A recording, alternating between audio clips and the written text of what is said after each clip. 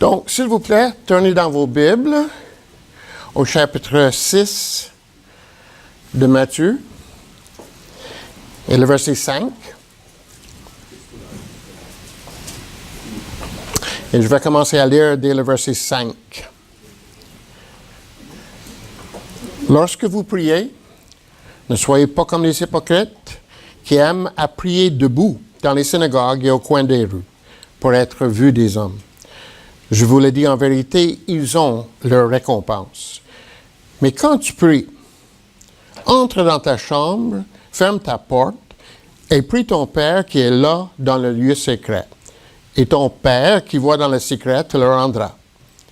En priant, ne multipliez pas de vaines paroles comme les païens qui s'imaginent qu'à la force de paroles, ils seront exaucés. Ne leur ressemblez pas. Que votre Père sait de quoi vous avez besoin avant que vous le lui demandiez. Voici donc comment vous devez prier. Notre Père qui es aux cieux, que ton nom soit sanctifié, que ton règne vienne, que ta volonté soit faite sur la terre comme au ciel. Donne-nous aujourd'hui notre pain quotidien. Pardonne-nous nos offenses, comme nous aussi nous pardonnons à ceux qui nous ont offensés. Et ne nous induis pas en tentation, mais délivre-nous du malin. Car c'est à toi qu'appartiennent dans tous les siècles la règne, la puissance et la gloire. Amen. Si vous pardonnez aux hommes leurs offenses, votre Père céleste vous pardonnera aussi. Mais si vous ne pardonnez pas aux hommes, votre Père ne vous pardonnera pas non plus vos offenses. Prions le Seigneur. Père céleste, merci pour cette journée ensemble. Merci pour le beau soleil. Merci aussi que les temps froids seront bientôt finis. Merci Seigneur pour les amis que tu nous donnes ce matin, la nourriture, les enfants, parents. Seigneur, nous te remercions pour la vie que tu nous donnes. Nous te remercions ce matin parce que nous nous réunissons pour écouter ta parole. Nous te remercions pour la liberté que nous avons pour le lire, l'étudier, l'expliquer, l'entendre. Et notre Dieu, ce matin, nous prions que tu puisses travailler dans nos cœurs et dans nos pensées, dans notre volonté, pour que nous comprenions, nous voulions et que nous poursuivions ta volonté. Au nom de Jésus. Amen.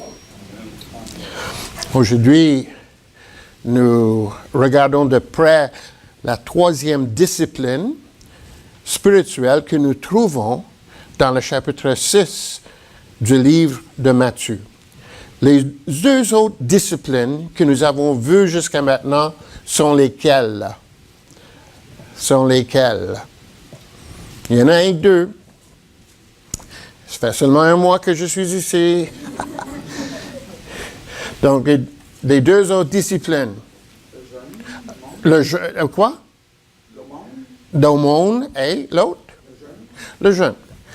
Tandis que le chapitre 5 parle de la question de l'obéissance et quelle sorte d'obéissance que nous devons avoir envers Dieu, le chapitre 6 parle plutôt de notre attitude envers Dieu. Le chapitre 6 nous donne en réalité les façons de nous approcher de Dieu dans le sens de vraiment l'expérimenter. Le chapitre 6 essaie de nous montrer comment nous pouvons pratiquer de la discipline dans les disciplines spirituelles pour que Dieu ne soit pas simplement quelqu'un auquel nous pensons, peut-être que nous y réfléchissons des fois, mais que vraiment Dieu soit quelqu'un de réel dans nos vies de tous les jours. C'est ça que Dieu veut. Dieu veut que nous vivions une intimité avec lui. Et vivre une intimité avec Dieu nous oblige de pratiquer les disciplines spirituelles. Je vous ai dit, il y a 4 pratiques qui étaient importantes par rapport aux disciplines spirituelles la dernière fois. Et nous les avons vues dans 2 Timothée 3, 14 à 16. C'est un verset que nous devons en réalité connaître par cœur. Toute écriture est inspiré de Dieu, est utile pour, maintenant il y a les 4 choses. Enseigner, convaincre, corriger, instruire dans la justice. Les choses que nous voyons dans le chapitre 6, nous ne pouvons pas les pratiquer sans discipline. La vie chrétienne est une vie de discipline.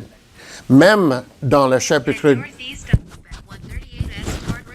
Je suis déjà là, excusez-moi.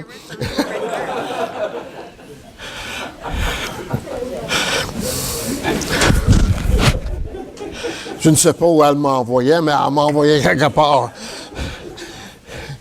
Elle ne m'envoie pas nécessairement à la même place que ma femme m'envoie des fois non plus. Anyway, OK. La vie chrétienne est une discipline, et même dans Tite et le chapitre 2, il dit que la grâce de Dieu, dans nos versions, disent la grâce de Dieu nous enseigne à nous dépouiller du monde présent et de revêtir le nouvel homme ou la nouvelle vie. Mais en réalité, dans Tite 2, quand la Bible dit dans Tite, chapitre 2, verset 14, je crois, elle nous enseigne, la Bible, la version que nous avons dit, la grâce de Dieu nous enseigne.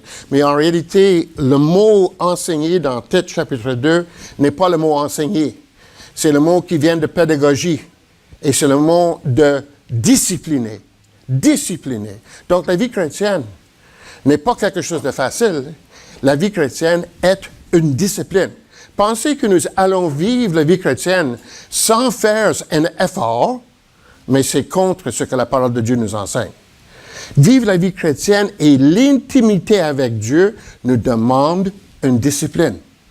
Et les disciplines qui sont mentionnées ici, ce sont les disciplines que les Juifs pratiquaient au 1er siècle dans leur cadre, mais on a pris ces disciplines et on les a utilisées pour se glorifier. Aujourd'hui, est-ce que nous devons pratiquer l'aumône? Oui. Est-ce que nous devons pratiquer le jeûne? Oui. Est-ce que nous devons pratiquer la prière? Oui. Nous devons pratiquer ces 3 choses. Ces 3 choses sont les disciplines importantes dans la vie chrétienne. Mais on ne peut pas vraiment les pratiquer à moins que nous soyons disciplinés. La prière, sur laquelle nous allons parler aujourd'hui, ce n'est pas quelque chose qui vient comme ça. Qu'est-ce que vous pensez est la chose la plus importante dans la vie de la prière? La chose la plus importante. Et je parle de motivation. Qu'est-ce qui va me pousser à prier? La chose la plus importante.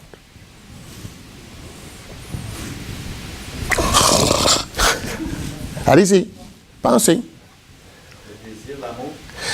All right, Jean-Marc, c'est bien ça. Le désir, mais d'où vient le désir? La grâce. Oui, ça c'est une bonne réponse spirituelle chrétienne. Même, je pense qu'on peut trouver ça chez Calvin. Mais réellement, qui ici n'a pas un problème à prier? Levez la main, s'il vous plaît. Yeah. Mais Luc, viens enseigner. Tout le monde a un problème de prier. Pourquoi a-t-on un problème de prier? Number 1. Que pensez-vous? Qu'on a un problème de prier. Pardon? Mais c'est une discipline, mais la discipline nous amène à quelque chose qui nous aide à prier. Mais la chose que nous devons avoir avant de prier, à qui est-ce que nous prions? On prie Dieu, n'est-ce pas? On prie Dieu, le Père, au nom de Jésus-Christ. Mais on prie Dieu. Donc, prérequis de prier, c'est... pardon?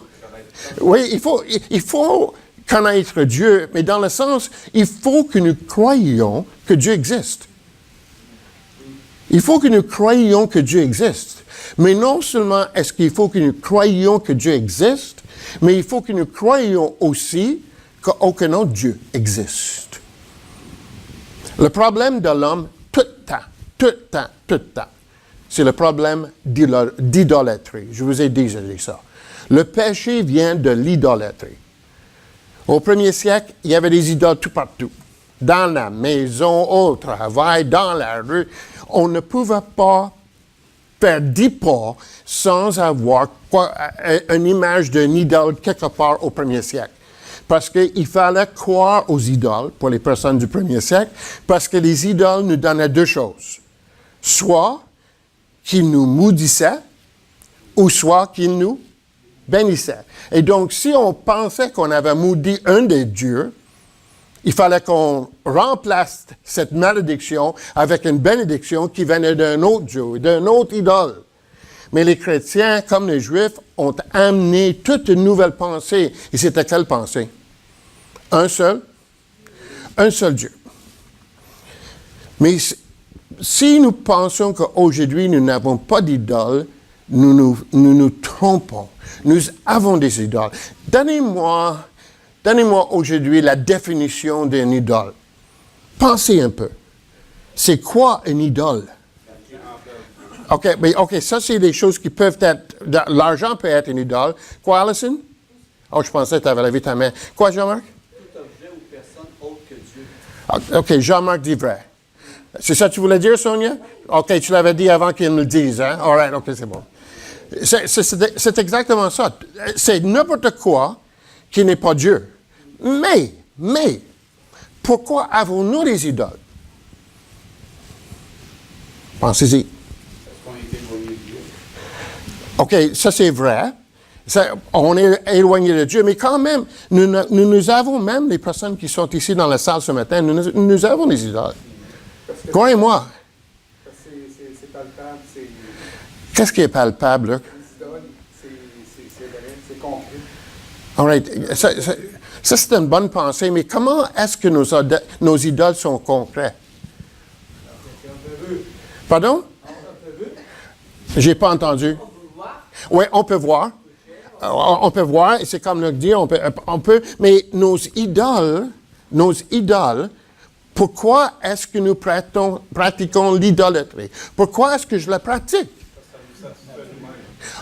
Parce que ça répond à mon besoin. L'idolâtrie commence quand je cherche d'autres choses que Dieu pour me rendre heureux. L'idolâtrie commence quand je cherche d'autres choses que Dieu pour me rendre heureux. Alors, pensez-y. Ça va donner une claque à tout le monde ici, moi inclus. Qu'est-ce qui nous empêche de prier? Vos occupations. Nos idoles. Pourquoi? On vient de le dire.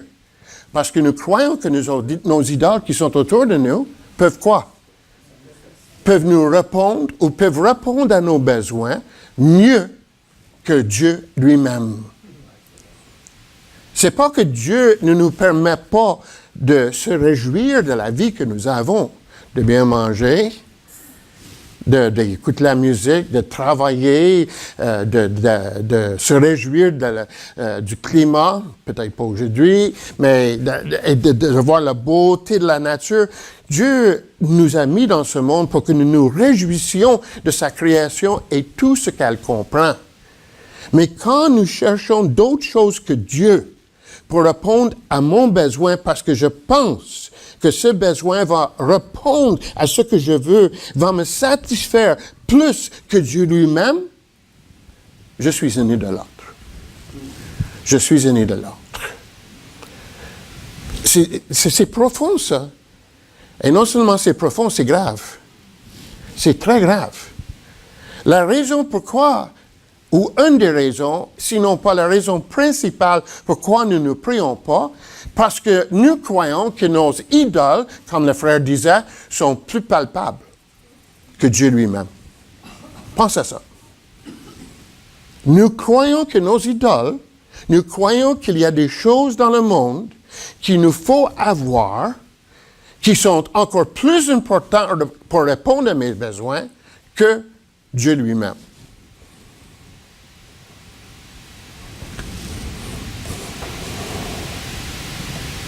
Et donc, je ne prie pas parce que je trouve autre chose qui est plus important pour moi, plus palpable, que j'aime. Et ça peut être des bonnes choses comme ça peut être des mauvaises choses. Si je demande à chacun ici, combien d'heures de télévision nous avons regardé cette semaine? Et je ne crois pas que Dieu est contre la télévision. Honnêtement, je ne crois pas. Combien d'heures est-ce que nous avons passé à écouter de la musique? Combien d'heures avons-nous passé à dormir? Combien de temps avons-nous passé à manger? Combien de temps avons-nous passé à ne rien faire?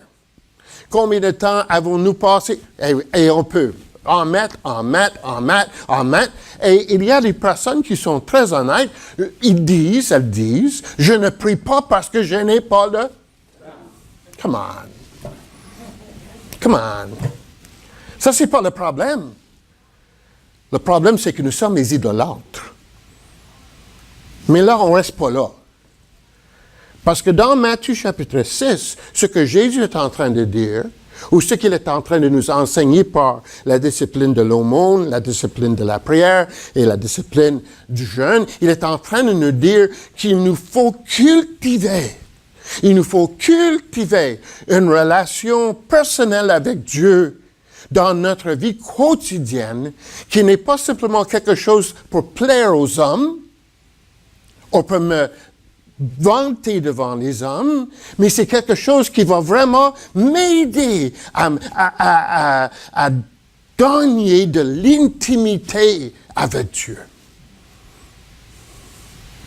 Pensez pas que Dieu va vous aider avec vos péchés, vos dépendances, ou je ne sais pas quoi d'autre, sans que vous le connaissiez, parce que ça n'arrivera pas.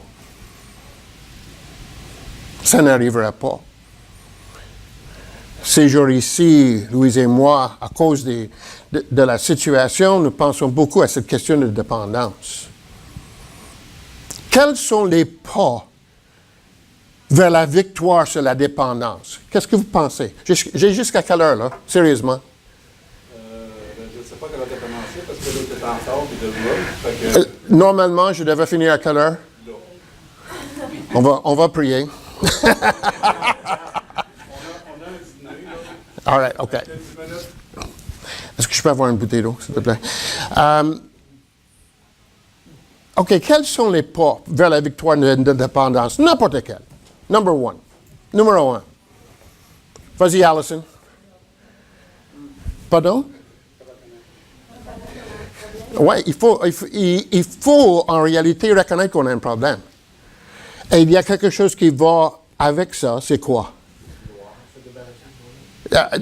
En réalité, le vouloir ne vient pas jusqu'à plus tard. Hein? La discipline fait une grosse partie de la question d'une victoire sur la dépendance. Mais comme Alison dit, il faut que je croie que je ne suis pas capable de le faire moi-même. Ça, c'est vrai.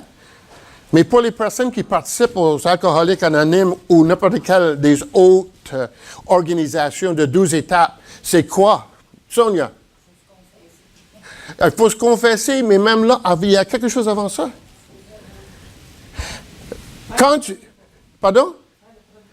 Il faut le premier pas, en réalité, dans les 12 étapes, c'est d'admettre que j'ai un problème, mais qu'il y a un Dieu qui est plus grand. Qu'il y a un Dieu qui est plus grand et c'est le seul qui est capable de me faire sortir. Ça, c'est la première étape dans l'indépendance. Moi, Seigneur, je ne suis pas capable de changer quoi que ce soit.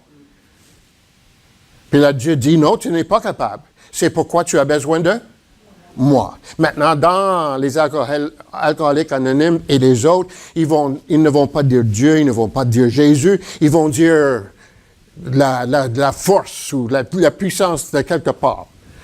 C'est dommage qu'ils ne savent pas quelle est cette puissance, mais la puissance, c'est Dieu lui-même. C'est le Dieu qui est révélé dans la Bible et qui a été révélé aux hommes dans la personne de Jésus-Christ. Et donc, quand moi, je veux développer une discipline devant Dieu pour que vraiment je gagne de l'intimité avec Dieu, numéro 1, je ne suis pas capable de le faire moi-même. Mais deuxièmement, Dieu est capable. Dieu est capable de m'aider. Il est capable de m'aider. Donc, si je dis à Dieu aujourd'hui, Seigneur, vraiment, je ne prends pas le temps qu'il faut pour prier Peut-être parce que j'aime pas ça, peut-être parce que j'aime beaucoup plus d'autres choses, peut-être il y a ci, il y a ça.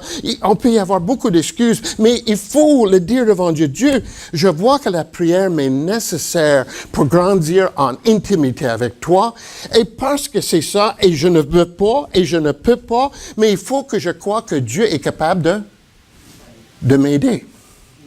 Et il va m'aider, il va m'enseigner, il va me convaincre. Il va me corriger et il va m'instruire. Quel est le processus dans ces quatre choses? Il faut savoir, premièrement, être enseigné, donc l'enseignement devient le quoi. Jésus-Christ dit à ses disciples dans ce que nous avons lu, voici comment vous devez prier. Donc, il leur dit quelque chose, il leur donne un enseignement. Mais là, il faut que je sois quoi? Après enseignement, convaincu que vraiment, c'est ce que Dieu dit qui est le meilleur. Après ça, il faut que je me corrige. Correction implique toujours laisser de côté quelque chose. Tout ça, tout le temps, je laisse de côté quelque chose. Et la quatrième chose, l'instruction. L'instruction sur comment le faire. Je vous ai déjà donné l'exemple de mon fils Marc quand j'ai acheté son premier bicycle. Voici, Marc, ton bicycle. Il l'avait choisi. Ah, formidable. Formidable, Dad. Donc, je l'amène dehors dans le ruelle. Dans ce temps-là, on était à Montréal. Puis, je le mets sur le bicycle. Il dit, OK, laisse-moi aller. Il n'a pas fait un pied avant de tomber. Là, il fallait que je lui dise, Marc, pour aller, il faut que tu prennes un envol, il faut que tu utilises des pédales, il faut en quelque sorte que tu aies une certaine balance. OK, Dad, à ce moment-là, qu'est-ce que j'ai fait avec lui? Je l'ai enseigné. Je l'ai enseigné. OK, Dad, donne-moi ça encore. Oh my! 2 pas, mais bang! Encore à terre. Il fallait qu'il soit corrigé. Parce qu'il faisait certaines choses qui n'étaient pas comme il faut. Il essayait de faire aller le bicycle sans nécessairement pédaler parce qu'il était en dehors de son balance. Donc, j'ai dit, Marc, il faut pas que tu fasses ci, il faut pas que tu fasses ça, il faut pas que tu fasses ci. Et j'étais en train de corriger la façon qu'il est en train d'essayer de s'apprendre à aller en bicycle. Mais la prochaine chose, c'est faire quoi? Mais la convaincre, c'était avant. Dad, il a raison. Ça, on doit toujours avoir cette conviction-là.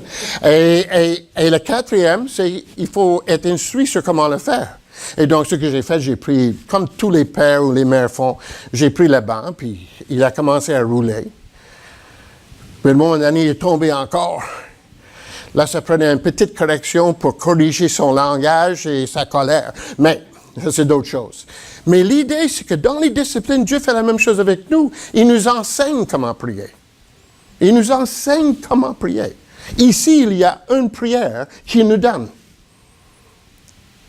Il convainc du besoin de la prière. Comment pensez-vous que Dieu nous convainc du besoin de la prière? Il nous met dans les situations où nous réalisons que nous ne pouvons rien faire si Dieu ne fait pas ce qu'il a à faire. Il ne peut rien faire. Après ça, il me dit, Leslie, tu sais le temps que tu prends pour regarder la voix à la télévision, puis écouter des chants, puis je ne sais pas quoi. Peut-être il faudrait que tu prennes un peu moins de temps, puis que tu sois avec moi un peu plus. Là, j'utilise un exemple banal. Mais on ne peut jamais pratiquer quelque chose sans que quelque chose d'autre soit enlevé. Enlevé. Puis là, après ça, Dieu nous instruit à la prière. Il nous instruit. Il nous apprend comment le prier, mais il nous instruit dans le sens que tout d'un coup, ce qu'on ne voulait pas faire avant devient quelque chose qu'on veut faire maintenant. Il y a maintenant 3 ou 4 ans. J'ai commencé une pratique, une discipline qui s'appelle les heures de prière. C'est une pratique qui vient de loin dans l'Église, loin dans l'Église, peut-être avec les pères de l'Église. où ce qu'on faisait, et les premiers chrétiens probablement faisaient la même chose aussi, on avait des heures pour prier. On commençait quand, vous pensez? Le soir. Le soir avant le lendemain. Prochaine fois qu'on priait? Le matin. Prochaine fois qu'on priait? Midi. Prochaine fois qu'on priait? Au souper. Et là, on recommençait encore. Et donc, moi, j'ai acheté 3 bouquins où il nous donne une méditation, un verset, une prière. Il nous fait dire le Gloria à Dieu. Il nous fait répéter le Notre Père. Et en ayant ça, ça m'a habitué de prendre un temps régulier avec Dieu pour la prière. Puis quand j'ai commencé, tout ce que j'ai fait, c'est que j'ai lu. Lulu dit qu'il y a seulement un livre que je lis à haute voix à la maison. C'est ces livres-là. Parce que quand je suis dedans, je les lis. Je lis les prières, je lis la pensée, mais je la lis à haute voix. Mais ce que ça m'amène à prier davantage. Et si nous pensons qu'il faut avoir une vie de prière encore plus réelle, mais mes amis, je vous dis qu'il faut absolument mettre à côté un temps ou des temps pour prier. Peut-être pas penser à prier une demi-heure ou une heure de temps, ça ne marche pas. Je vous le dis, ça ne marche pas. Parce que ce n'est pas réel. Ça devient comme les façons que nous ne devons pas prier. Nous devons mettre de côté un temps régulier à chaque jour pour prier. Si on commence seulement avec comme la dernière fois, je vous ai demandé de prendre 10 minutes. Et il y a des personnes qui se sont engagées pour faire 10 minutes par jour. Formidable. Formidable. Mais si nous ne mettons pas un temps à part pour prier, nous ne prierons pas. Nous ne prierons pas. La deuxième chose qui est importante, je crois, selon ce qui est enseigné ici sur la prière, c'est la façon de prier. Il dit ici, ceux qui sont debout dans les synagogues, prient. Il y a 3 choses là. Premièrement, la prière en groupe, parce que tout ce que nous voyons ici dans ce que Jésus a enseigné, notre Père, donne-nous. Donc, il est en train de parler de quoi? Le groupe, la communauté. Je vous dis, il y a beaucoup plus dans le Nouveau Testament et même dans l'Ancien Testament qui parle d'une liturgie de prière communautaire que nous avons pour la prière individuelle. Donc, prier ensemble est extrêmement important. La posture de la prière, il nous en donne un ici, debout. Quoi d'autre? Quelle autre posture est-ce que la Bible nous donne?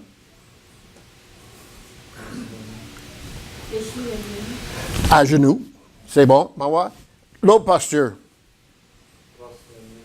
Pardon? Ah, exactement, Bill. Prosterné. Complètement à terre. Toutes ces postures sont données dans la parole de Dieu. Donc, dire qu'il faut prier en se levant, dans le sens en se levant debout, ou il faut prier sur genoux, ou il faut prier en se prosternant, je dis qu'il y a des moments dans la prière où nous sommes là, nous sommes debout et nous prions Dieu. Mais il y a d'autres moments où Dieu nous met à genoux.